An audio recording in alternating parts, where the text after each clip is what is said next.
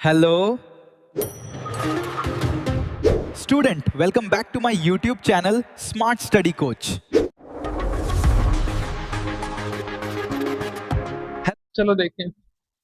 तो अभी तक हमने जैसे देखा कि यहाँ फार्मूले का प्रयोग करते हुए ठीक आई बराबर क्या प्रयोग किए थे क्यू अपॉन टी के लिए। ठीक, तो यहाँ पे हमने आपको बताया कि अगर आवेश जो हो एक हो, ठीक है, और आपका जो वो हो धारा, ठीक है, धारा जो वो समय जो हो वो सेकंड में हो, ठीक, तो अब उसको हम लोग अलग तरीके से क्या करेंगे, परिवर्तित करेंगे। देखते हैं क्या उसकी मतलब एक तरीके से उसका क्या वैल्यू आएगा, उसको हम लोग समझेंगे। ठीक, तो यहाँ अगर बताया था कि अगर एक इलेक्ट्रॉन हो, ठीक है, जो कि आवेश के बारे में बताया जा रहा है, और हमें पता है एक इलेक्ट्रॉन पे आवेश कितना होता है, जो कितना होता है 1.67 19 कूलाम के रूप में। ठीक, ये आपको बताया गया है।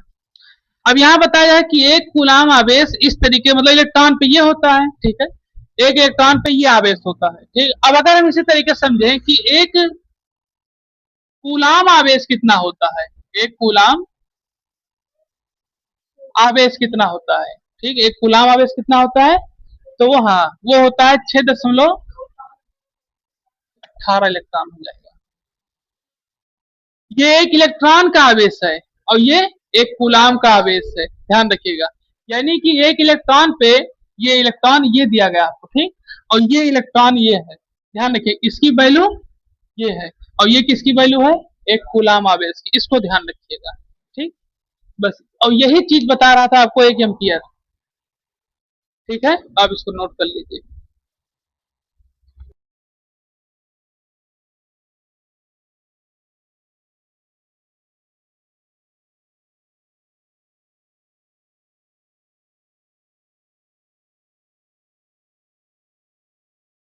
तो आज हम लोग समझेंगे धारा की दिशा के बारे में, ठीक है, और हम लोग ऐसी धारा की दिशा के बारे में पढ़ेंगे जो एक तरीके से पारंपरिक चीजों को बताया जाता है, जो जैसे कि शुरू में धारा की दिशा को किस तरीके से व्यक्त किया गया था उसके बारे में क्या किया जाएगा हम लोग समझेंगे। तो पहले हम लोग पारंपरिक तरीके से धारा की दिशा के बारे में समझेंगे, फिर उसके बाद हम लोग ये समझेंगे कि आज आधुनिक तरीके से किस तरीके से धारा की दिशा को व्यक्त किया जाता है। ठीक है, तो चलिए पहले इसको हम लोग समझते हैं, फिर उसके बाद और आगे समझेंगे इसको।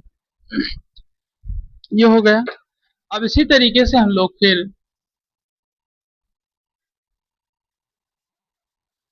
पारंपरिक तरीके से इसको समझेंगे। देखिए, लिखिए धनात्मक आवेश, तो पहले आप इसको नोट कर लीजिए, फिर इसको हम लोग क्या करेंगे, समझेंगे कि किस किस तरीके से कार्य करता है।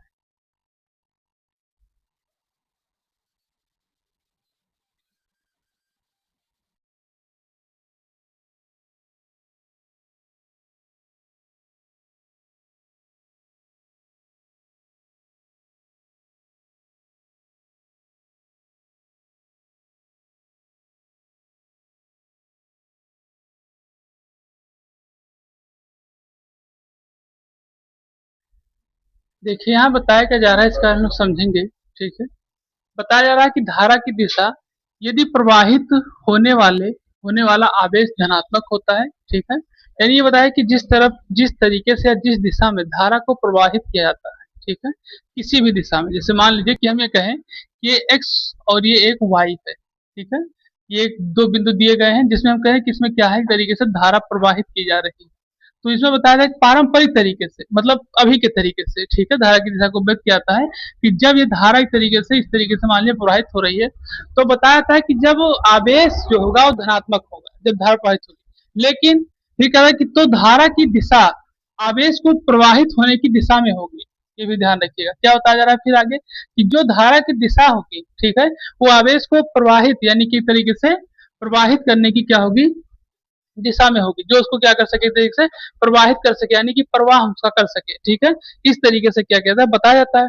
फिर आगे क्या बताया उसको हम लोग समझें कि अगर पारंपरिक तरीके से धारा की व्यवस्था है, जैसे देखिए जो कि पहले बताई जाती थी, पहले के जो वैज्ञानिक थे वो इस चीज को बताते हैं, क्या बता रहे थे कि धनात्मक आवेश की दिशा संगत होती है। ध्यान रखिएगा क्या बताया जा रहा है, संगत होती है, संगत मतलब एक तरीके से मिलकर रहती है। ठीक, तो बताया कि धनात्मक आवेश की दिशा संगत होती है, जो उच्च विभव धनात्मक की ओर, जो उच्च विभव धनात्मक से होकर निम्न विभव ऋणात्मक की ओर क्या होती है, पर होती है, यानी कि ऋणात्मक की तरफ क्या होती है, एक तरीके से प्रवाहित होती है या प्रवाह होता है, ठीक है, जैसे कि यहाँ बताया गया है, ठीक। लेकिन ये भी ध्यान दीजिए, इसको बताया गया है जो कि ये उच्च विभव से, ठीक है, यानी कि जो आपका धनात्मक होगा वो एक तरीके से किस में होगा, उच्च विभव में होगा, ठीक। और ये किधर की तरफ प्रवाहित होगी, निम्न विभव, यानी कि ऋणात्मक की ओर क्या होगी, ये प्रवाहित होगी। ये चीज में क्या किया था, बताया था। ये धारा की दिशा को व्यक्त करता है, ठीक। ये बताया था धारा की दिशा को, कि धारा किस दिशा में प्रवाहित होना शुरू करेंगे, ठीक। ये चीजें इसमें क्या की गई है, बताई गई है। इसमें कुछ चीजें और बताई जाती हैं, ठीक है। अब इसमें एक चीज हम लोग और समझेंगे, क्या समझेंगे, कि ये उच्च विभव से निम्न विभव की ओर, मतलब यहाँ बताया गया है कि उच्च विभव आपका किस तरीके से, धनात्मक की ओर, ठीक, और निम्न विभव यानी कि ऋणात्मक की ओर। तो इससे हमें पता चलता है, क्या पता चलता है, ये आपकी पारंपरिक व्यवस्था थी, लेकिन इसी व्यवस्था को आज आधुनिकरण करके कुछ चीजों को परिवर्तन करके देखा गया। क्या देखा गया, कि आखिर ये धनात्मक से ऋणात्मक की ओर जाती क्यों है, ठीक। तो आप ये समझिए, हमने आपको बताया है कि जब किसी चीज का प्रतिकर्षण होता है, ठीक, क्या होता है, प्रतिकर्षण होता है, तो प्रतिकर्षण में धारा चाहे हो, या चाहे आपका ध्रुव हो, ध्रुवीय हो, या फिर चाहे आपका चुंबकीय क्षेत्र हो, ठीक है, चाहे जो भी हो, ठीक। ये एक तरीके से अपने हमेशा अपोजिट को क्या करेगा, अपने तरफ अट्रैक्ट करेगा। जैसे जैसे आपका चाहे ध्रुवीय हो, चाहे धारा हो, चाहे चुंबकीय, चुंबकीय देख लीजिए, तो जैसे आपका जो साउथ पोल है, साउथ पोल को क्या करेगा, रिपल्सन करेगा, मतलब कि क्या करेगा, प्रतिकर्षण करेगा उनका, ठीक। अब यहाँ यही चीज समझिए कि बताया जा रहा कि उसको उच्च विभव इसलिए क्योंकि ये धनात्मक की तरीके से कार्य करता है, ठीक, और ये ऋणात्मक, तो इसमें जो धनात्मक मतलब कि पॉजिटिव चार्ज, ठीक है, और ऋणात्मक मतलब क्या, निगेटिव चार्ज। तो पॉजिटिव चार्ज निम्न विभव, ये आपका उच्च विभव से निम्न विभव की ओर इसलिए जा रहा है क्योंकि निगेटिव है, तो ये प्लस में, ये माइनस में है, ठीक है। अगर ये भी प्लस में होता तो बराबर होता, ऐसे कि नहीं। तो अब ये चीजें पारंपरिक तरीके से, मतलब पुराने वैज्ञानिक ने इसी चीज को सोचा होगा कि आखिर ये धारा किस तरीके से आगे बढ़ती है। तो अब धारा आगे इसी तरीके से बढ़ती है, जो पहले लोग सोचते थे कि ये पॉजिटिव चार्ज है और ये आगे निगेटिव चार्ज है। तो पॉजिटिव चार्ज के जितने पार्टिकल हैं, जितने इलेक्ट्रॉन हैं, ये आगे बढ़ने के लिए इनको क्या करते हैं, इलेक्ट्रॉन को इलेक्ट्रॉन के माध्यम से धक्का देते हैं। क्या देते हैं, धक्का देते हैं। और जब ये धक्का देते हैं तो जो आगे पार्टिकल हैं, जो आगे इलेक्ट्रॉन हो, जाकर मतलब एक तरीके से निगेटिव चार्ज को क्या करते हैं, अपनी तरफ आकर्षण करते हैं। अब आप समझिए हो कैसे, ये समझिए, जो इलेक्ट्रॉन होता है, ठीक है, इसमें कुछ आवेश होते हैं, ठीक है, कितना आवेश होता है, -19 कूलाम के रूप में।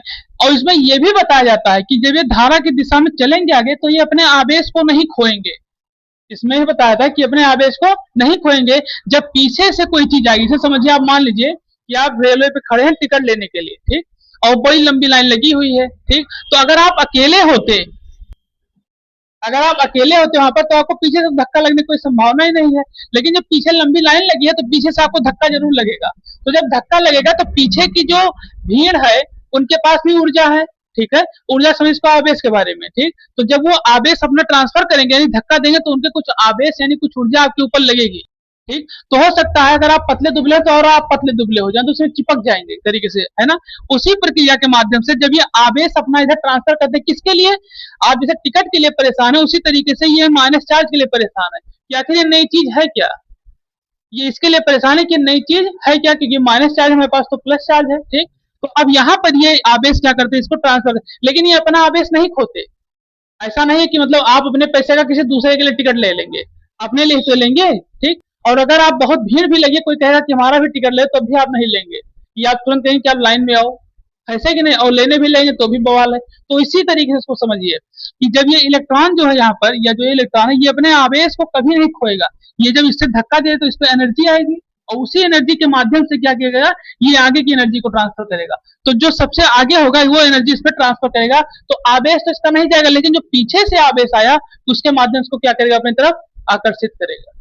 ये पारंपरिक तरीका इसमें बताया जाता है, ठीक। और यही व्यवस्था को आज आगे बढ़ाते हुए हम लोग यहाँ पहुंच चुके हैं, ठीक। और इससे हमें पता चलता है कि धारा जब बहती है, ठीक है, तो ये अगर धनात्मक है, यानी कि कोई निम्न विभव है, आपने, इसीलिए हमने आपने जो चैप्टर पढ़ा इससे पहले, एक चैप्टर पढ़ा, इसका नाम है संधारित्र, ठीक है। संधारित्र में आपने पढ़ा है कि एक विभव मतलब एक संधारित्र दूसरे संधारित्र पर तब तक धारा को आवेशित करता है जब तक क्या हो जाए, आपस में बराबर ना हो जाए, ठीक है। इसीलिए हर चैप्टर के बाद दूसरा चैप्टर इसी तरीके से जोड़ा भी जाता है, ठीक। तो ये चीजें यहाँ पे क्या की जाती हैं, बताई जाती हैं। ये है आपकी क्या, धारा की दिशा के बारे में।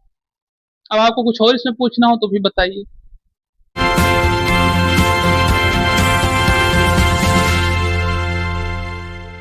चैनल को लाइक करें, शेयर करें, सब्सक्राइब करें, कमेंट करें और फॉलो करें।